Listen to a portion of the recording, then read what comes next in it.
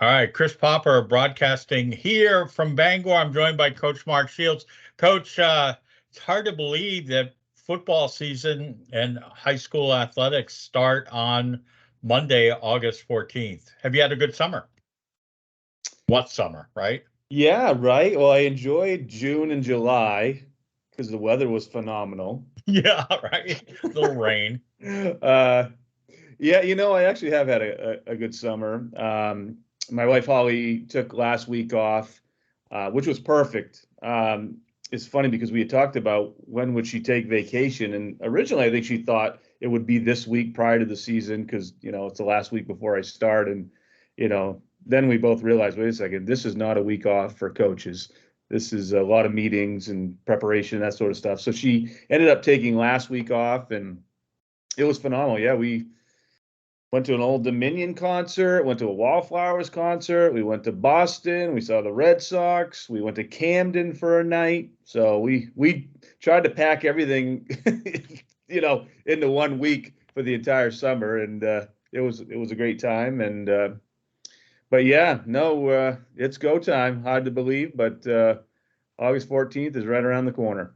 Well, we'll be going to Camden during the regular season, back on September 16th. Let's just kind of review last season. Last season, you returned to eight-man football. It was a very successful season. Finished 5-2 on top of the eight-man uh, large North Division, and won the opening playoff game against Camden Hills 42-8 before being upset by those Waterville Panthers. Waterville team, it's always a tough out. They won 22-12, and then Yarmouth ended up winning the state title. But and you, of course, lost to Waterville during the regular season. And MDI plays Waterville at home on September 22nd. So tell us, just how many players do you think you've got? I mean, now that's the key, is how many people are going to be turning out on Monday, and um, let's kind of just go from there. Yeah. So to answer your question about last season, yeah, I mean it was a great season for us. It was a lot of fun. We had awesome kids. Uh, you know, we had some really good leadership last year, and we knew coming in last year that we were going to be a pretty competitive team. Didn't know much about eight man and other schools, and how good those teams would be, and right out of the gates, we go down to Spruce Mountain and we're able to get a victory, and that really helped because that was a hard fought game against that team. They had 28-26. yeah, they had some big boys on that team, and so anyway, that really did sort of springboard us uh, through the season, and yeah, we had some ups and downs like any team, and but at the end of the day, we were really pleased. We made the playoffs. Like you said, we ended up getting a playoff win over Camden Hills, and they have been a really good eight-man team. And then we ran into the pesky Purple Panthers one more time. We played them 4 times in the last 2 seasons, and they've beaten us each time.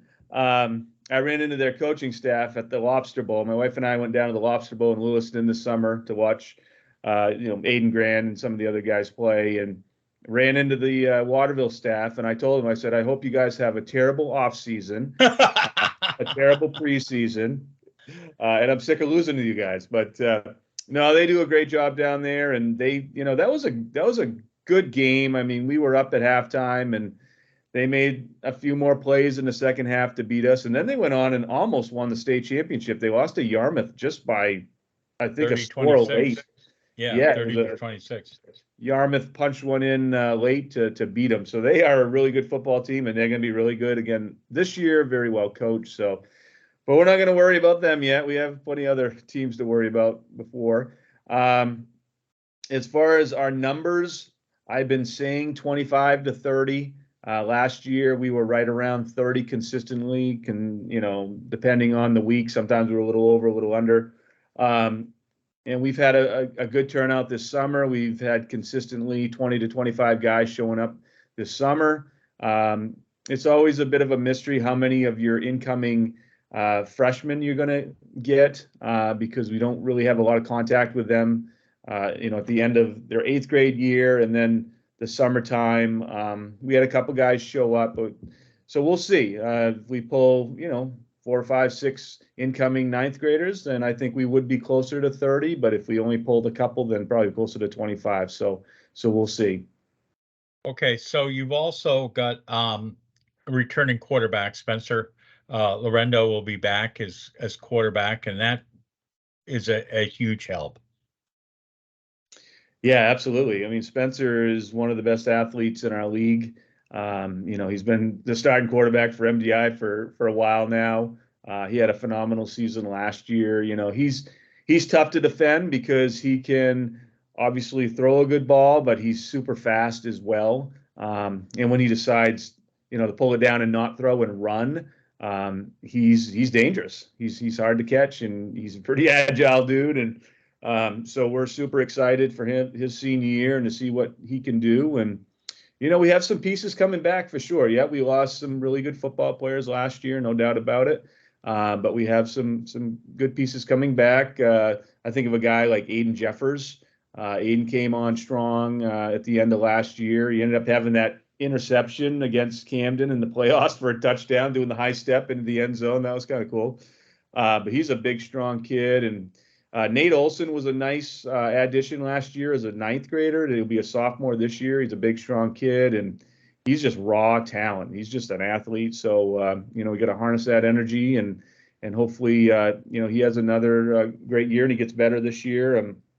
I will put a plug in. There's a Shields kid on our roster that it's his senior year, and he's been starting for us for the last 2 years, and this will be his 3rd year as a starter. And looking for big things from him. And we just have some quality kids coming back. We have some nice young kids coming in our junior class.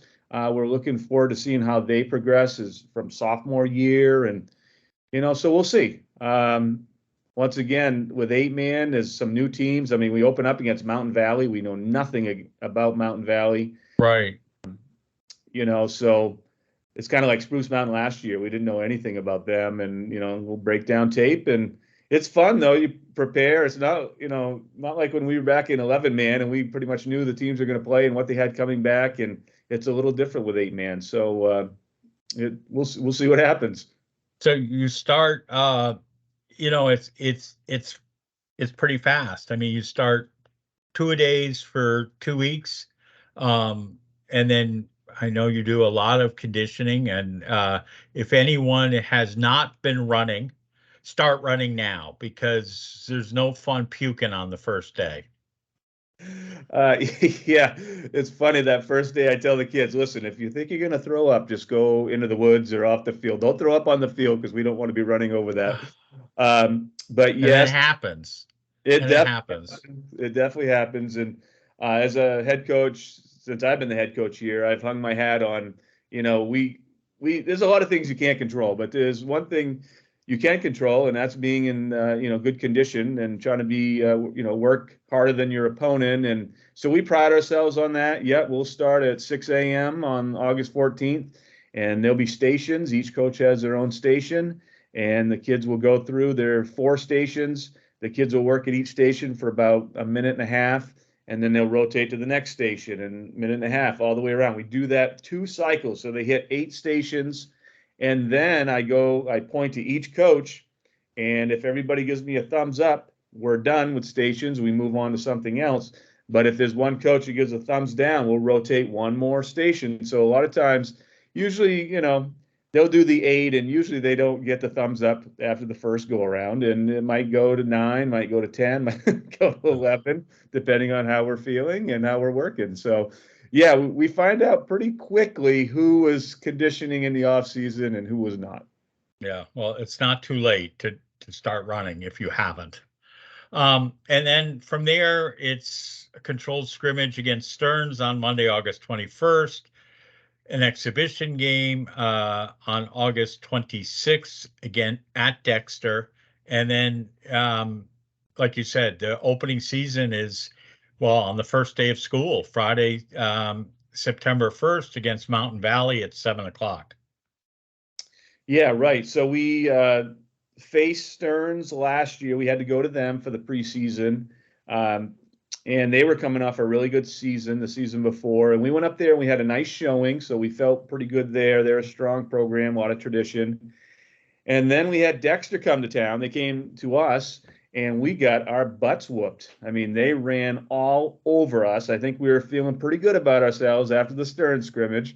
And Dexter was coming off a state championship. So they came down here and they just bullied us. They pushed us around, which honestly, as the head coach, it was great because we had plenty to talk about and plenty to get better with going towards Spruce Mountain. And I honestly think Spruce Mountain watched that tape and said, oh boy, we can bully these guys. And then, we just we started to figure some things out during that Spruce Mountain game, and we were able to get that victory. So yeah, we'll see.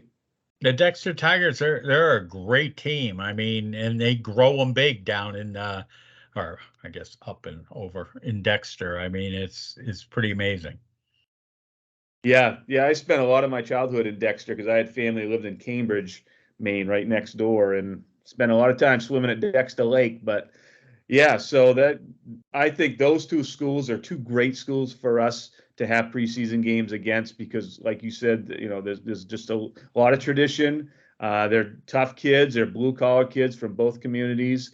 And they're going to give you, everything they have, and hopefully that will make us better. Yeah. So, I mean, it's who do you have? Do you have the same coaches coming back this year? Talk to us a little bit about your coaching staff.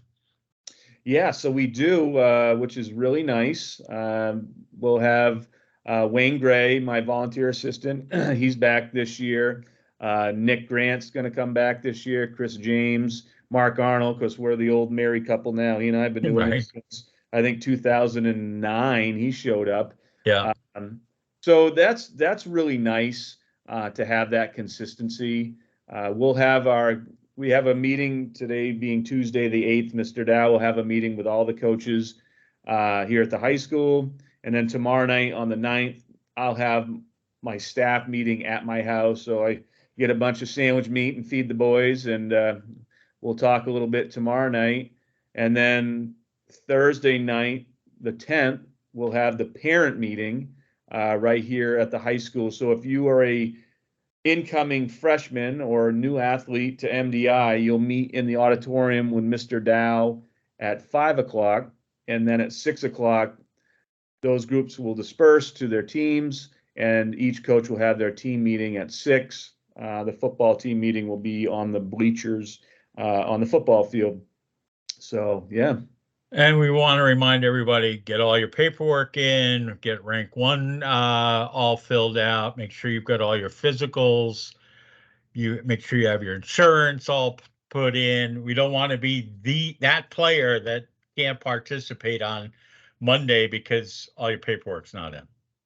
Exactly. Great point. So for people watching this, if they're curious and they need to know what to do, so Rank 1 is the website that we use. For me as a head coach, I emailed the website to my parents and the players. So you go on Rank 1 and there'll be some essential paperwork you'll fill out. The extracurricular policy is one of them. You need to download some insurance information. And then if you are a freshman, junior, or new athlete to the school, then you would need to have a physical to step on the field Monday the 14th. And you're right, every year I have some players that will be standing there because they haven't filled out something or they didn't get their physical. So it's super beneficial to everyone involved if you can get that done, and so you're ready to go come Monday the 14th. It would be awesome to have everybody ticked off, and it'd be like, oh my, Mr. Dow, Bunky, he'd be lost. He'd be coming up on the gator, and he'd see everybody practicing, and he'd accuse you of cheating. But it would be like, hey, everybody filled it all in. It'd be great. Yeah, life's usually better for the coaches when Mr. Dow's in a good mood. So I work really hard to try to keep him there. For everyone. For everyone, yes. We're hoping that we can keep him in a good mood all fall, and he can get mad at the winter sport coaches. I don't care about that, but we want him pleased with us. So we'll see how that goes. All right, so we're gonna do this weekly. I don't know when we'll do it next week, and then we'll carry on hopefully deep into November, and we're looking forward to another successful season. I think this is how many years coaching for you at MDI? So this will be my 28th year teaching, and I took 1 year off coaching. So year 27 coaching the mighty Trojans. I think this might be my 16th year, 16th or 17th year of broadcasting football. So I think you came on in 2006. That sound yeah, right? might be so. Yeah, so this could be 17. Wow. Yeah, it's Well, the good news is we look just as young now as we did then, Chris. So yes, and we both need better glasses. All right. Mark, have a great rest of the week. I will look forward to hopefully seeing you Monday at 6 a.m. as I swat mosquitoes and take some photos. And I will not mic you up this year because, yeah, but we'll do that and we'll go from there. Have a great day. sounds good, Chris. Thank you.